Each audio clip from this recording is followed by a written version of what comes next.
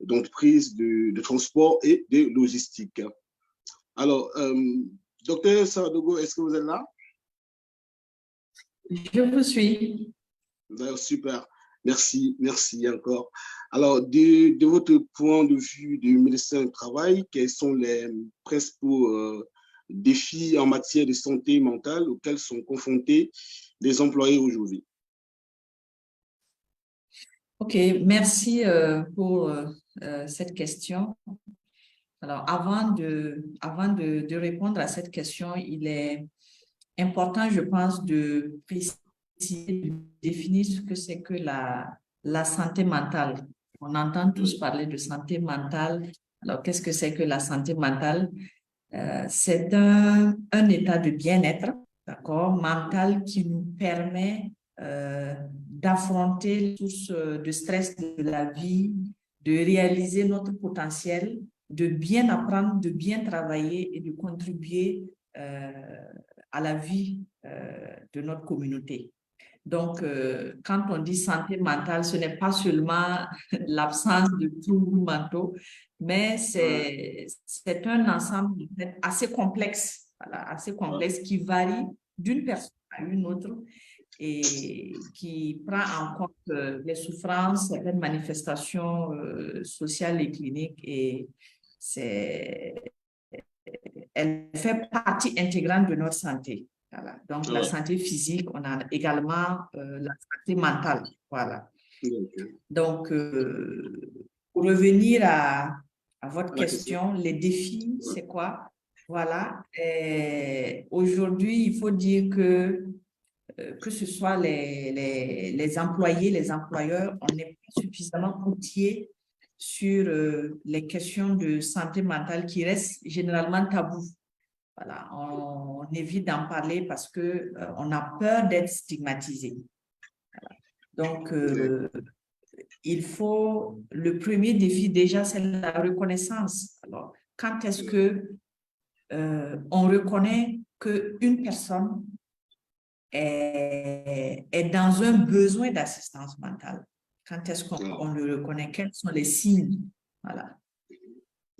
Et que ce soit les employés eux-mêmes, voilà, entre eux, on collabore, on a des équipes, on collabore. Alors, quand est-ce que on peut penser qu'un collaborateur présente une souffrance mentale?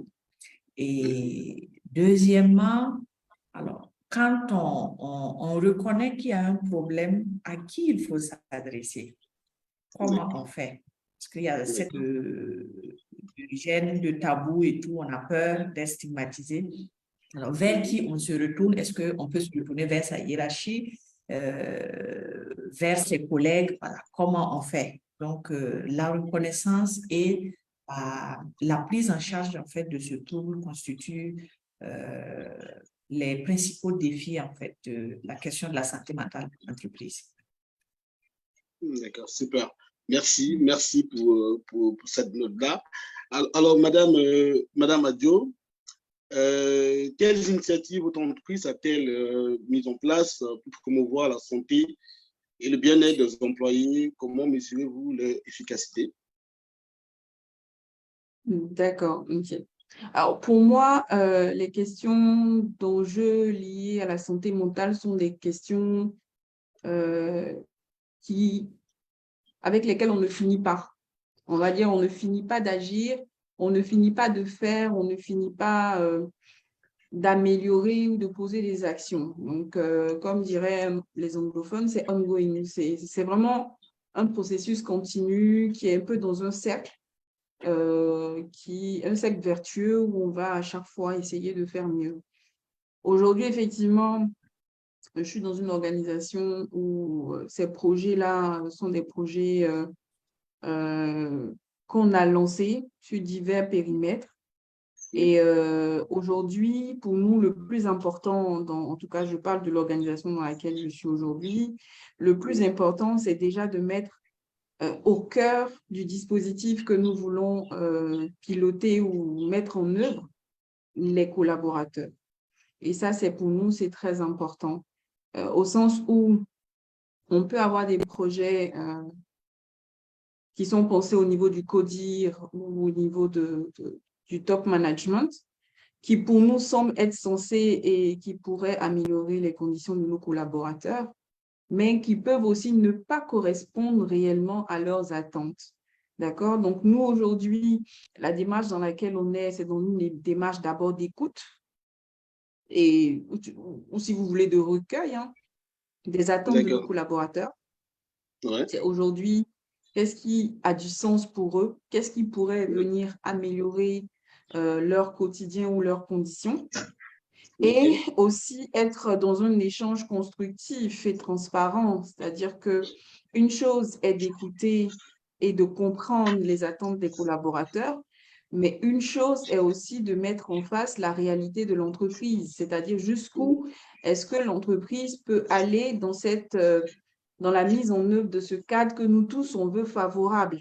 Okay? Parce que l'impact, clairement, il sera pour les clients, pour l'entreprise, mais aussi pour le collaborateur. Mais ces actions ont des limites. Donc, aujourd'hui, on est plutôt dans cette démarche-là et on est plutôt bien avancé. Bon, après, je pense que le cas de mon entreprise est assez spécifique, même s'il y a certains points qui peuvent se retrouver dans d'autres. Voilà. Mais pour moi, aujourd'hui, ce qui est important de savoir, c'est que, quelle que soit l'organisation, on peut mettre en place un système, mais si ce n'est pas un système partagé avec les équipes au sens où c'est ce que ces équipes-là attendent de l'organisation et que c'est mis en corrélation avec ce que l'entreprise peut réellement faire, que ce soit en termes de moyens financiers ou moyens matériels, qui peuvent permettre à la fin d'avoir un système qui correspond et qui favorise le bien-être mental des collaborateurs. Donc, voilà, c'est ce que je voulais dire parce que je ne voulais pas forcément m'arrêter sur le plan détaillé de ce qu'on a mis en œuvre, sauf si parmi les participants, certains voudraient des exemples peut-être plus précis de ce qu'on a fait. Mais je pense que le plus pertinent, c'est vraiment de comprendre le mécanisme, de sorte à pouvoir mettre en place des actions adaptées à l'environnement dans lequel on se retrouve. Super. Alors, je reviens à vous, docteur Anisha. Comment les dirigeants aujourd'hui peuvent-ils créer un environnement du travail qui favorise la santé mentale et quelles sont les bonnes pratiques à mettre en place? OK, merci. Alors, je pense que votre question, elle a déjà quelques réponses de l'intervention de Madame Marie-France Adio. Et elle a parlé d'écoute. Alors, il faut être à l'écoute, en fait, de ses employés. Il faut être à l'écoute de ses employés. Lorsque chaque employé a la possibilité de parler de son ressenti, parce que on a toujours un écart entre le travail prescrit et le travail réel. Voilà. Donc, l'employé à son poste de travail, il vit un certain nombre de réalités qui ne sont pas forcément apparentes. Voilà. Donc, c'est à travers une écoute. Alors, une écoute que disons, le management pourra apprécier réellement les problèmes qui existent. Ils pourront identifier les problèmes qui existent en écoutant en fait les employés. Et ça, c'est vraiment quelque chose de très important pour une entreprise qui met en place ce système d'écoute. C'est déjà un pas vers la question de l'amélioration de la santé mentale. Donc, à la suite de l'écoute, il faut pouvoir poser des actions. Alors, ces actions, qu'est-ce qu'elles vont consister? Déjà, c'est de pouvoir identifier en fait quelles sont les sources, les risques en fait pour la santé mentale. Parce que lorsqu'on parle de risques psychosociaux, lorsqu'on parle de stress au travail, il y a des facteurs en fait qui favorisent la survenue de ces troubles mentaux liés au travail. Donc, c'est de pouvoir déjà les identifier et après l'identification, c'est de pouvoir les évaluer. Parce qu'il y a des niveaux, voilà, il y a des niveaux, je dirais, d'impact en matière de risques et tout. Voilà, donc c'est de pouvoir les évaluer et de proposer des actions concrètes dans l'optique de maîtriser ces risques-là. Alors, nous, en médecine du travail, la question des risques psychosociaux, sont traités en fait comme les autres risques physiques, chimiques et autres qu'on pourrait avoir au sein d'une entreprise. Donc, la démarche à adopter, c'est une démarche de prévention qui va de la prévention primaire, c'est-à-dire comment travailler à éviter que les symptômes n'apparaissent. Alors, quand elles apparaissent, qu'est-ce qu'on fait et comment on gère éventuellement des cas des troubles mentaux qui peuvent survenir à un travailleur, pas forcément liés aux conditions de travail, mais voilà, on a des conditions sociales également qui vont impacter cette santé mentale. Donc, comment on gère tout ça? Donc, tout ça, ça se... dans le cadre d'une politique bien établie au sein de l'entreprise, cela permet de poser des actions qui permettent de maîtriser les problèmes de troubles mentaux. Voilà. D'accord. Alors concrètement, quels sont les mécanismes d'écoute à mettre en place? Et à ce jour, n'est-il pas important de former davantage les dirigeants sur les signes précurseurs des RPS, d'après vous, hein? Oui, absolument. Et les dirigeants doivent être formés. Alors, nous sommes dans un contexte africain où parler de santé mentale, ce n'est pas forcément aisé. J'ai parlé de tabou, voilà, ça reste un tabou, on ne veut pas en parler. Alors que le problème, il existe. Et avec la crise que nous vivons tous, nous sommes passés par une crise sanitaire, la crise économique au plan mondial, le tout, ça impacte forcément la santé mentale. Donc, comment au sein de l'entreprise, on peut mener des actions concrètes en vue de maîtriser les risques psychosociaux. Alors, former les dirigeants, les former pour qu'ils comprennent déjà comment la santé mentale peut contribuer à la productivité de leur entreprise, parce que voilà, le management, c'est la question de productivité qui est la première préoccupation. Donc, lorsqu'ils comprennent comment la question de la santé mentale peut contribuer à la productivité, ils sauront l'importance en fait de mettre en œuvre un système pour favoriser une bonne santé mentale au sein des employés. Voilà. Et quand on parle des techniques d'écoute et tout, je pense que avec la direction des ressources humaines, voilà, des actions concrètes peuvent être menées. Alors souvent, on peut écouter les employés à travers des études. Alors, on peut évaluer, par exemple, la satisfaction des employés vis-à-vis je dirais quoi, vis-à-vis d'une activité ou d'un projet. On peut évaluer leur satisfaction.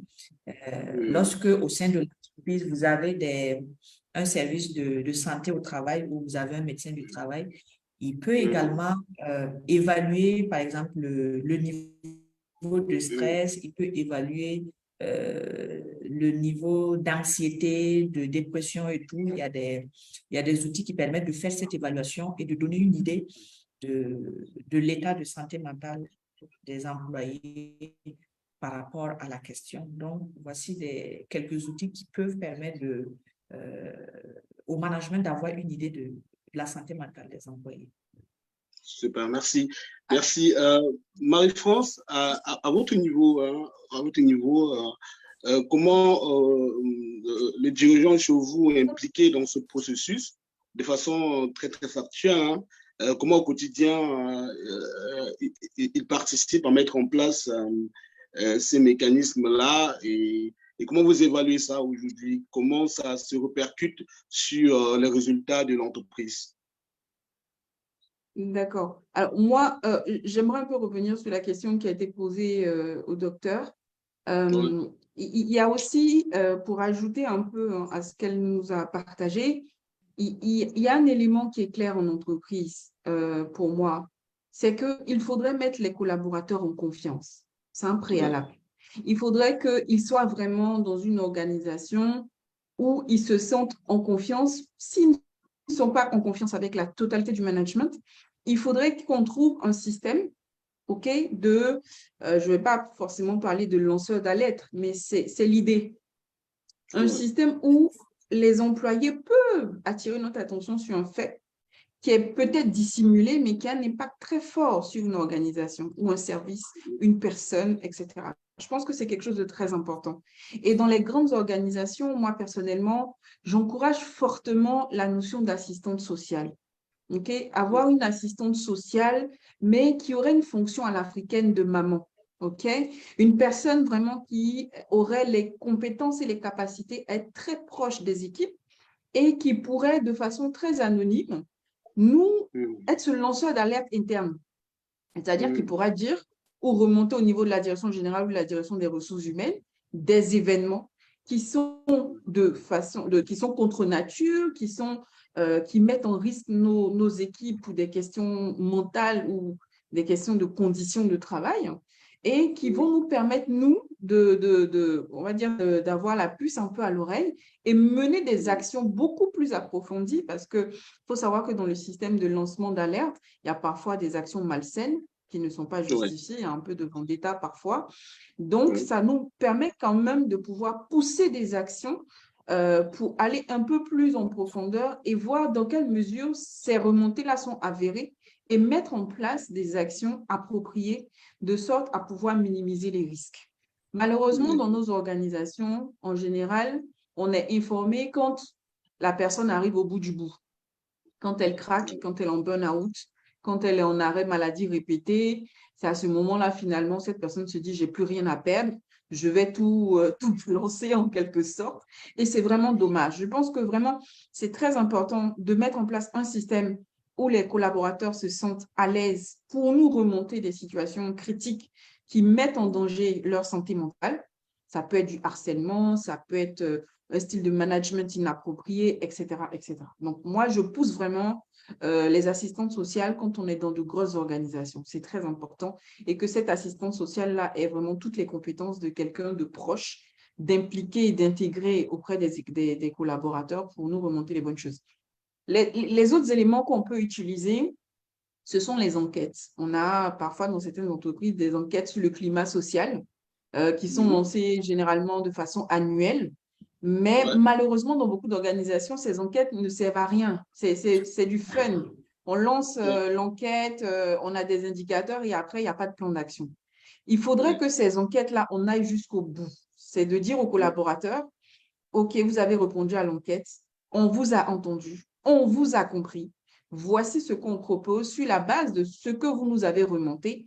Et on s'oblige, et ça, c'est vraiment l'engagement du dirigeant, qui s'oblige à dire, voici le rétro-planning, voici ce qu'on va tester, parce que c'est de voir ce qui marche le moins, mais sur ce que vous avez proposé, qu'on est capable de faire aujourd'hui, voilà notre engagement. Et c'est un engagement entreprise. C'est un engagement qui doit être porté par le top management, sinon ça ne sert absolument à rien. Ça, je peux vous l'assurer. Donc, il y a ces enquêtes-là qui sont de très, très bons outils, mais qui doivent être utilisés parce que s'ils ne sont pas utilisés, la prochaine fois quand vous allez le lancer, il n'y a personne qui va répondre et vous aurez perdu un outil qui peut être très efficace. Et concernant les managers, parce qu'en général, les questions de santé mentale viennent du manager vers le collaborateur qui est en dessous. Il y a un outil aussi que j'affectionne énormément, qui est aussi comme l'enquête de climat social, mais un peu différent, qui est le 360 degrés feedback. Je ne sais pas si vous le connaissez. Voilà, mais c'est une enquête qui va aller chercher le comportement. OK? On va vraiment chercher le comportement du manager. Il est évalué par ses gars en dessous de lui, par ses pairs, par des fournisseurs, etc. C'est vraiment toutes les personnes avec lesquelles il interagit. Et je peux vous dire que cette enquête est hyper efficace et hyper révélatrice du style de management. Et encore une fois, il est du devoir de la direction générale, donc du top management, de pouvoir pousser les actions correctrices. Parce qu'une chose est de dire, oui, ce manager, il est toxique, machin. Pourquoi est-ce qu'il est toxique? Peut-être par son langage, par ses attitudes en public vis-à-vis de ses collaborateurs. Mais c'est de pouvoir aussi, par derrière, lui faire comprendre avec l'appui de la direction générale quelles sont les valeurs de l'entreprise et comment cette personne doit pouvoir interagir. Vous imaginez une DRH qui fait des remontées en disant, c'est pas comme ça, voici comment est-ce qu'on doit faire. Si possible, on pousse les formations. Et le DG qui dit, par exemple, oh, laisse tomber. Tout est décrédibilisé. Mais quand le DG dit, tu as intérêt à rentrer dans le plan et à te corriger, l'approche est différente et les choses sont vraiment, les changements sont beaucoup plus visibles et plus marquants. Donc, voici les outils, hein, si on veut rester dans des questions concrètes qui peuvent être utilisées dans le cadre de la santé mentale pour vraiment anticiper sur un certain nombre de risques, parce que c'est ça le point, sur un certain nombre de risques. Et quand il y a des personnes qui vont jusqu'au bout et qui dénoncent, il faut les protéger. Moi, c'est l'une de mes... Il faut les protéger. Il faudrait que les autres collaborateurs qui vont regarder ces actions-là se disent, ah oui, je peux parler, je peux dire ce que je suis en train de vivre sans risque de perdre mon boulot. Parce que ça, c'est une réalité. Sans risque de perdre mon boulot. Donc, il faudrait que le système aussi soit dans une logique aussi pour des questions avérées, c'est très important, de protéger le collaborateur et de montrer à l'ensemble des équipes que l'organisation est une organisation humaine et qui comprend et qui donne du poids, en fait, de l'importance à tous les acteurs de l'entreprise. Il ne s'agit pas de manager vs un junior, il s'agit d'humain, tout simplement. Voilà. Donc, pour les outils, c'est ce que je voulais dire. Maintenant, chez nous, comment est-ce qu'on le mesure? C'est les enquêtes principalement, parce qu'au-delà des enquêtes, on met en place des plans d'action. C'est est-ce que ça a marché? Est-ce que nos indicateurs ont progressé? Est-ce que notre turnover, il a baissé? Est-ce que notre taux d'absentéisme? Voilà, ça va être des indicateurs comme ça qu'on va regarder pour nous assurer qu'on est efficace. Super. Merci beaucoup, Marie-France. Alors, on va directement passer à la phase des questions-réponses. Raïssa, je te passe la main. D'accord. Tu es là? Merci. Oui, je suis là. Merci infiniment. Oui, ça, là, vraiment, Marie-France, les entreprises humaines, vraiment, je pense qu'on est d'accord, tout se passe bien. Donc, le temps que nous prenions les questions, voilà, je vais profiter pour représenter le cabinet et également annoncer d'autres événements qui arrivent prochainement. Alors, permettez-moi, voilà, de le faire.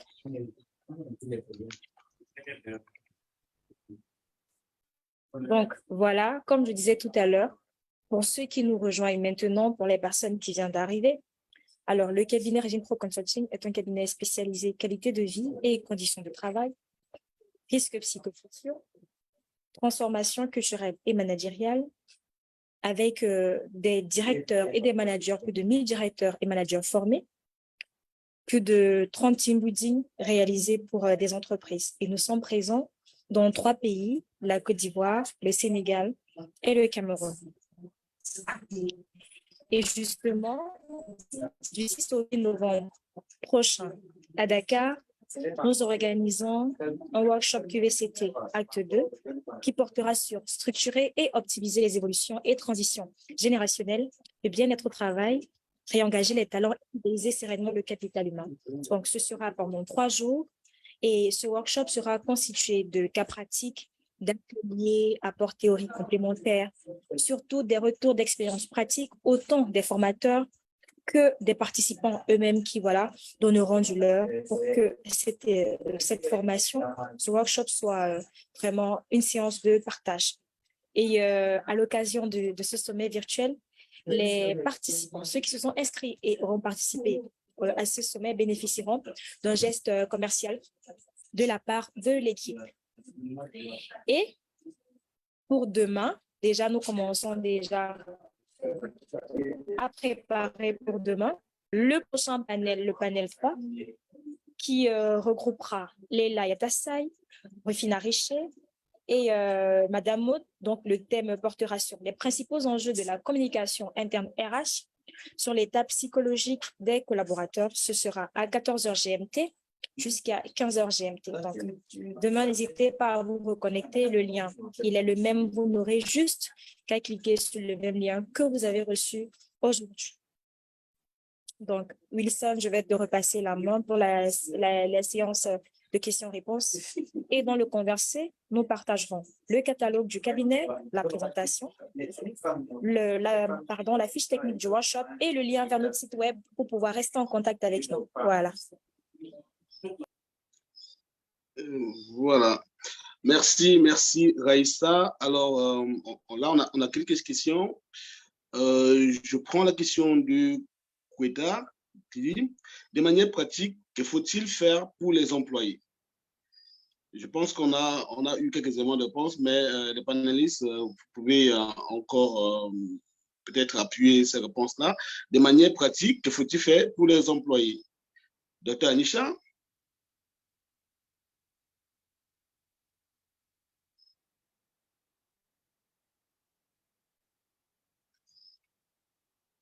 Alors, est-ce que Dr. Anisha est là? Son micro est coupé. Son micro est coupé. Oh, d'accord. Désolée. Alors, en matière de santé au travail, de façon générale, il y a une réglementation. Dans tous les pays, la santé au travail est réglementée, c'est-à-dire que l'ensemble des actions qui se posent est basé sur une réglementation. Donc déjà,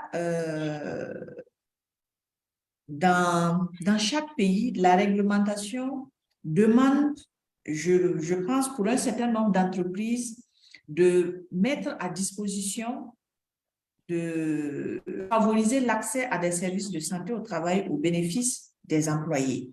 Donc, en fonction de la taille de l'entreprise et tout, cet accès, en fait, il y a des modalités. Donc, déjà, si les employés peuvent avoir accès à des services de santé au travail, donc ce service a pour rôle de surveiller, en fait, la santé des travailleurs. Donc, dans la surveillance de la santé des travailleurs, c'est une surveillance globale, et la santé physique et la santé mentale. Ce service a pour rôle de faire cette surveillance et d'identifier de façon précoce, lorsqu'on a des signes d'atteinte à la santé mentale, de pouvoir donner en fait cette alerte. Donc, je pense qu'à travers cet accès à la santé au travail, les employés pourront bénéficier d'une meilleure en fait, protection de leur santé mentale. Super. Alors, on a une autre question. Quelle est la nuance entre la présence d'un assistant social et un médecin du travail dans une entreprise? Alors, il faut dire que dans la réglementation burkinabé, et je pense ivoirienne aussi, la mise en place d'un service d'assistance sociale dépend en fait de la taille de l'entreprise. Il y a des entreprises où vous avez des services médicaux sociaux. Donc, on dit le service médico-social.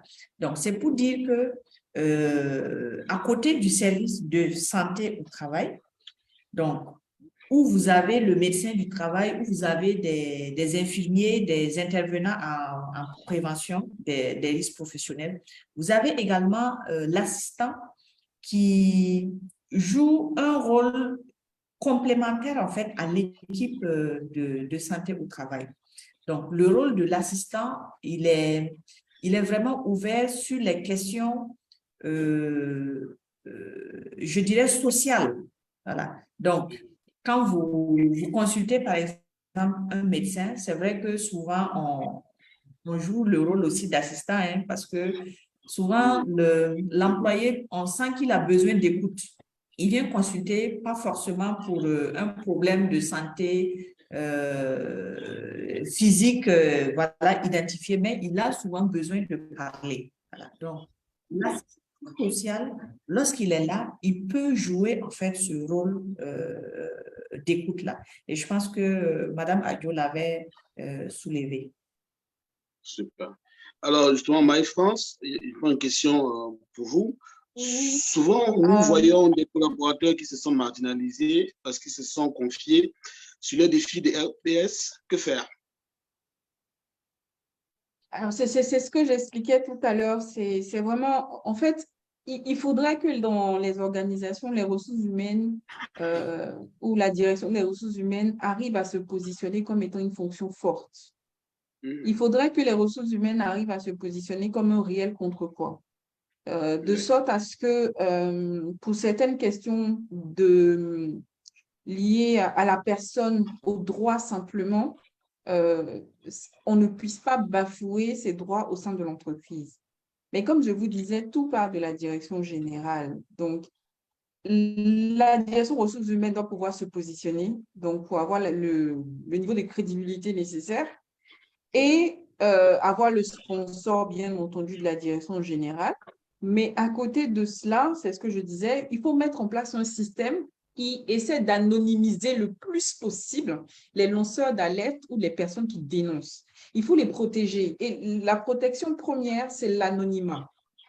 C'est l'anonymat. Pour moi, aujourd'hui, c'est la fonction sine qua non. Après, il peut arriver des cas où, moi, j'ai vécu un cas où il a fallu avoir un cas de maladie grave pour que les langues se délient. Là, à ce moment-là, on va dire que les salariés n'ont plus rien à perdre, entre guillemets, donc tout le monde y va de son expérience sur la question. Mais si on est en train de parler d'anticipation, il faut protéger. Il faut protéger par l'anonymisation. Il faudrait que l'emploi du collaborateur victime, parce que victime avérée, j'insiste, du collaborateur victime avéré ne soit pas menacé. Et c'est très important pour la fonction RH d'être droite dans ses bottes. Si on est en train de parler d'une personne qui a des compétences techniques et compétences personnelles pour pouvoir assumer sa fonction, il faudrait pouvoir le pousser et l'assumer. Au sens où un motif de comportement subjectif ne peut pas être un motif de renvoi. C'est illégal, tout simplement. Et donc, il faudrait vraiment, pour ne pas être trop longue, que vraiment la fonction RH joue son rôle. Et ça, c'est très important pour pouvoir assurer cette protection-là aux salariés quand elle le peut. Parce que c'est vrai que dans cette organisation, c'est un peu compliqué. Mais c'est très important que, voilà, on puisse arriver à le faire. Alors, une autre question, comment un collaborateur peut-il savoir qu'il a, qu'il a une mauvaise santé mentale? Donc, comment un collaborateur peut-il savoir qu'il a une mauvaise santé mentale? Alors, comment il peut savoir? Ah là, docteur, je vous écoute. Alors, quand est-ce qu'on peut soupçonner, par exemple, une atteinte à la santé mentale d'un collaborateur? Je prends un exemple tout simple. Vous avez un employé qui arrive dans une entreprise, il est jovial, il collabore avec tout le monde, il a un niveau de rendement et vous constatez avec le temps une baisse de rendement. Donc, vous le voyez, il a de moins en moins de contact avec ses collaborateurs. Donc, c'est quelqu'un qui se renferme sur lui. Quelqu'un qui avait l'habitude d'échanger, de partager, et vous sentez avec le temps qu'il partage moins, il sourit moins, il est moins jovial, et vous constatez souvent peut-être qu'il est absent, donc il y a de l'absentéisme qui s'ajoute et tout. Vous voyez que ça dénote d'un problème. Sans être spécialiste de la santé, quand vous avez un tel collaborateur, vous commencez à soupçonner que voilà, il y a quelque chose qui se passe. Voilà. Donc, lorsque on est dans ce cas de figure, on peut penser que voilà, il y a un problème. Alors, souvent, on peut tenter une approche directe pour essayer de voir s'il va parler, mais souvent, les personnes peuvent rester enfermées. Donc, on peut attirer l'attention du service médical ou du médecin du travail s'il est là, pour dire qu'on a remarqué qu'un tel employé, par exemple, présente un changement de comportement depuis un certain temps, où il est de plus en plus absent, ou bien dans son rendement, on se rend compte que il y a des objectifs qu'il n'arrive plus à atteindre, voilà, objectifs qu'il n'arrive plus à atteindre, où il fait beaucoup d'erreurs, choses qu'on ne connaissait pas en fait. Donc, le service médical peut entreprendre des démarches pour évaluer en fait ce travail, la technique qu'il faut et pouvoir ensuite faire un retour à la direction ou au comité de sécurité santé au travail s'il existe au sein de l'entreprise pour dire ah, faites attention, il y a des problèmes à tel niveau. Mais le service de santé au travail, il est soumis en fait au secret médical. On ne peut pas aller dire un tel employé souffre de telle chose, mais il y a une façon de pouvoir attirer l'attention de la direction sur des problèmes de santé mentale qui surviennent en lien avec le travail. D'accord, super. Alors, là, on a une dernière question. Lorsque l'entreprise ne prend pas en compte le volet légal pour mettre en place des structures, que faire?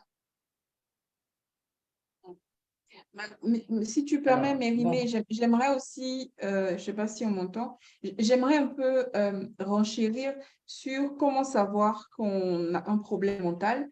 C'est vrai que là, docteur a vraiment été dans l'approche où je suis le manager, je constate quelque chose et je prends des initiatives. Mais comme je suis moi-même impactée et que j'ai un manager qui voit plutôt en mon mal de la démotivation et du désintérêt, alors qu'en vrai, je suis en train de souffrir dans mon poste ou dans l'entreprise. Moi, je pense que, après, docteur, vous pouvez confirmer, hein, je ne suis pas spécialiste, mais je pense que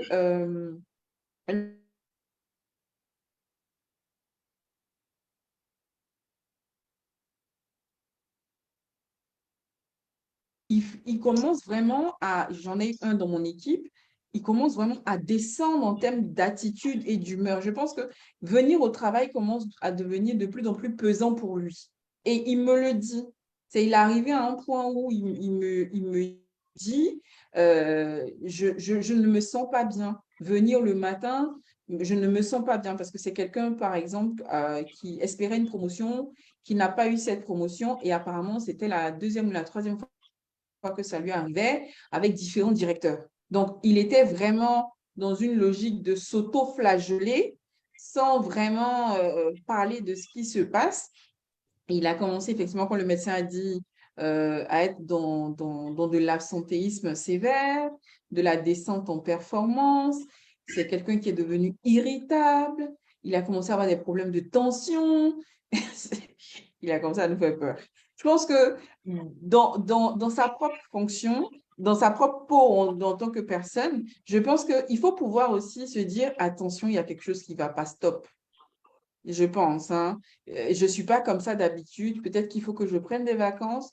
Peut-être qu'il faut que je consulte. Peut-être que, voilà, je ne sais pas. Je me dis que quand on est nous-mêmes, si on est nous-mêmes atteints par ce type de situation, il faudrait aussi être capable de poser un autodiagnostic. Après, je ne sais pas si le médecin nous donnera des tips.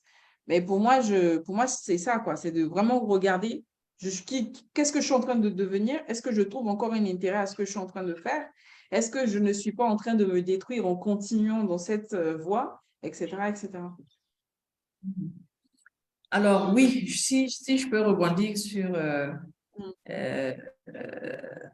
ce que Mme Adjo vient de dire. Alors, c'est vrai que on peut avoir un regard sur soi-même, mais beaucoup d'employés, en fait, n'ont pas forcément cette capacité d'avoir un regard sur soi-même. Souvent, il est beaucoup plus facile pour une personne extérieure à la situation de remarquer en fait le changement de comportement. Souvent, lorsque l'individu lui-même se rend compte, il est peut-être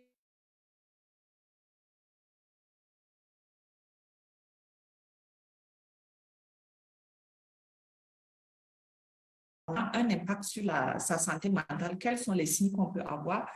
Vous avez parlé d'irritabilité, donc quelqu'un qui devient très irritable au boulot, pour peu, voilà, il s'enflamme. Alors, quelqu'un qui a du mal à dormir, voilà, parce que il a quelque chose, voilà, qui le perturbe. Donc, si bien que quand il rentre, soit il rumine en fait un certain nombre de pensées, un certain nombre de choses qui se sont passées dans la journée qui lui ont pas plu. Donc, il rumine ça. Il y a un impact sur son sommeil. Donc, lorsque vous avez cet impact sur le sommeil, ben, il arrive le matin au bureau, il a des problèmes de concentration. Il ne peut pas se concentrer pour effectuer son travail, ou il fait beaucoup d'erreurs. Voilà. Alors, souvent, c'est des choses, certaines personnes peuvent se rendre compte, mais d'autres ne se rendront pas forcément compte à temps. Voilà. Donc, je pense que l'un dans l'autre, il y a des possibilités de reconnaissance et de la part de l'employé lui-même et de la part des collaborateurs. Mais je pense que pour une entreprise, il faut beaucoup mettre l'accent sur la reconnaissance par les collègues, voilà, qu'on puisse s'observer, on puisse avoir les outils pour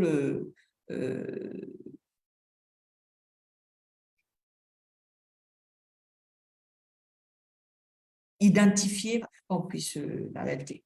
Donc, c'est ce que je pouvais ajouter.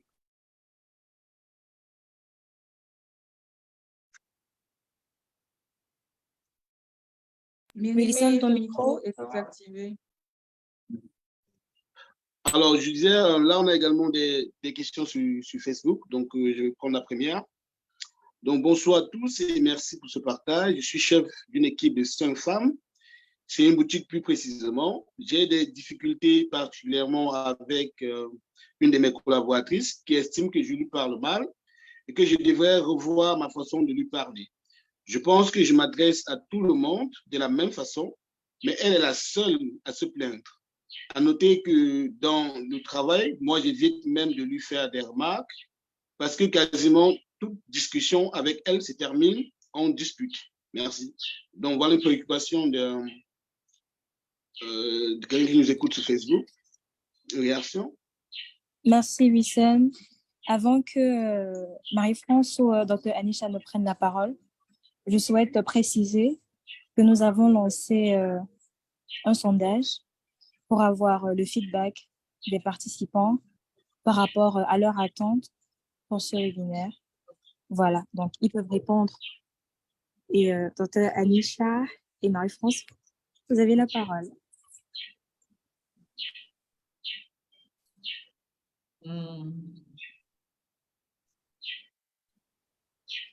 Alors, c'est une question un peu délicate, hein, parce que on est en train de parler de comportement, mais est-ce que ce qu'il ne nous dit pas, ou du moins j'ai peut-être pas entendu ça, c'est est-ce qu'elle était comme ça avant? Est-ce qu'il remarque ce changement de comportement chez sa collaboratrice depuis un événement ou depuis le départ, elle était comme ça? Est-ce que c'est quelqu'un qui l'a trouvé dans l'équipe? C'est quelqu'un qui l'a recruté? Ça reste quand même pas mal d'éléments qui peuvent servir à pouvoir lui donner quelques tips en fait pour gérer cette personne. Mais dans le cas d'espèces, pour rester plus généraliste et global, c'est ce qu'on va appeler le management des personnes difficiles. Alors, les personnes difficiles, en général, ont une très haute estime d'elles-mêmes. Okay? Soit mauvaise estime, parce qu'elles estiment qu'elles savent ici, alors qu'en vrai, leur niveau est là. Et on a des vraies stars au sens où la performance est au bon niveau. Ils savent que aujourd'hui, sans leur performance ou leur apport, l'entreprise sera en difficulté. Donc, ils ont un peu des comportements de diva. Okay? Donc, on a ces deux typologies de personnes, d'individus difficiles en général dans les équipes. Quand on est face à une personne qui a une haute estime de ses performances, c'est-à-dire la réalité est très en deçà de ce qu'elle estime être sa performance, moi, ce que je recommande, c'est de recadrer les choses, c'est de redéfinir avec cette personne les attentes sur sa fonction et de la remettre en fait dans la réalité de ses résultats. C'est-à-dire aujourd'hui, très cher, voici ce qu'on attend. Si ce n'était pas clair au départ, il faut le clarifier. Et par rapport à ça, aujourd'hui, voici où est-ce que tu te positionnes par rapport à ces attentes que nous avons vis-à-vis de toi dans ta fonction. Et donc, suite à cela, c'est de voir quel plan d'action on met en place pour que tu y arrives. Le plus important pour cette personne, et pour quand je dis cette personne, le manager, c'est qu'il faut qu'il soit équitable, au sens où son management ne doit pas, ou du moins le climat dans lequel il fait évoluer ses équipes ne doit pas fluctuer en fonction de l'attitude des uns et des autres. Certes, son management doit être adapté à la personnalité de ses collaborateurs, mais le climat, il doit être sain, il doit être le même. Il ne doit pas aujourd'hui, comment je vais dire, prêter le flanc, que ce soit dans son attitude, que ce soit par ses paroles. Il faut qu'il reste professionnel, il faut qu'il reste respectueux. Pour moi, c'est des fondamentaux. Mais par contre, pour la gestion de ce type de personnes, il faut être vraiment très à cheval sur les objectifs. Il faut bien les monitorer et les suivre et parler sur des éléments très factuels, de sorte à ce que quand on parle de next step ou de plan d'amélioration, il n'y ait pas de débat. Ça, c'est très important. Après, les divas, ce que moi j'appelle les divas, c'est des personnes à qui il faut trouver quelque chose d'autre à faire rapidement. C'est des gens qui sont intelligents, qui vont vite, qui s'ennuient, qui deviennent irritables parce que vous leur prenez du temps sur des choses qu'ils estiment mineures. Donc, il faut leur donner de la complexité. Donc, du coup, qui regardent dans son organisation ce qui est difficile à faire. Ça va les calmer. Ça va calmer cette personne. Ça va lui donner du temps de réflexion pour travailler ses ménages, pour aller chercher dans le plus fort de son talent, guillemets, pour résoudre le problème et arriver à faire quelque chose. Et donc, dans ce laps de temps-là, c'est une personne qui va revoir donc son attitude, son comportement, la posture même qu'elle a vis-à-vis de ce manager, etc.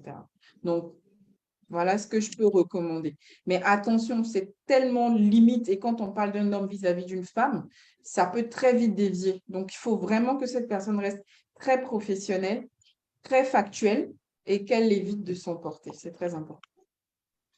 Super. Alors, on va prendre la dernière question avant le mot de fin. Alors, je pense qu'elle est relativement simple. C'est Aimé Longuet qui demande c'est quoi la santé mentale pour plus de précision. Je pense qu'elle nous écoute. On parle beaucoup de santé mentale, mais je vais redéfinir la santé mentale. Docteur Anisha, vous êtes là? C'est quoi la santé mentale? Alors, je reviens sur la définition. Alors, la santé mentale, c'est, je dirais, un état de bien-être. On peut aussi le voir comme un capital. Je pense que lorsqu'on le définit en termes de capital, de ressources, ça parle plus aux entreprises. Donc, c'est un capital, en fait, qui nous permet de faire face à la vie, aux difficultés de la vie, de réaliser notre potentiel, d'apprendre et de bien travailler pour participer au fonctionnement de notre communauté. Voilà, donc voici un peu résumé la santé mentale. Alors, elle fait partie intégrante de notre bien-être sur lequel reposent nos capacités individuelles et collectives à prendre des décisions, à nouer des relations, à bâtir voilà, le monde dans lequel nous sommes. Voilà. Super. Super. Merci beaucoup, Dr. Anissa Sawadogo. Merci, Marie-France Sadio. Merci à tous ceux qui nous ont écoutés. On était là au deuxième thème du sommet virtuel QV City. Alors, on a parlé pendant 1 heure, ça allait très, très vite de la santé mentale au travail. Quelle posture doivent adopter les dirigeants? Je pense que on a eu suffisamment d'éléments, suffisamment d'informations. Donc, je remercie mes panélistes. Merci au cabinet Virgin Pro Consulting pour cette initiative qui nous enseigne, qui nous éduque et qui nous amène davantage à être plus performants et à prendre conscience des enjeux qui est important pour la croissance de nos entreprises, pour l'amélioration de nos performances au sein des entreprises. Donc voilà, on peut voir là les résultats du sondage. Ce webinaire a-t-il répondu à vos attentes? Moi, je partage, c'est 100%. Et souhaitez-vous être connecté pour le workshop QICVT de Dakar, 82%. Je pense que ça montre à combien cette thématique, elle était intéressante, comment elle était pertinente. Merci beaucoup à nos invités. Raïssa, je ne sais pas si tu as un dernier mot. Non, Wilson, bon, juste dire merci infiniment aux panélistes, merci infiniment Madame Marie-France, merci Dr Anisha, merci également à toi Wilson, voilà, pour vraiment le partage, les valeurs apportées. Et on invite tous les participants ainsi que vous, les intervenants, à rester connectés pour demain, le prochain panel, le panel 3, qui débutera à 14h GMT et qui portera sur les principaux enjeux de la communication interne sur l'état psychologique des collaborateurs au travail. Donc, voilà, on vous dit ciao, ciao. Comme on dit à Régine Pro Consulting, valorisons l'humain et prenez soin de vous. À demain. Merci. Bye.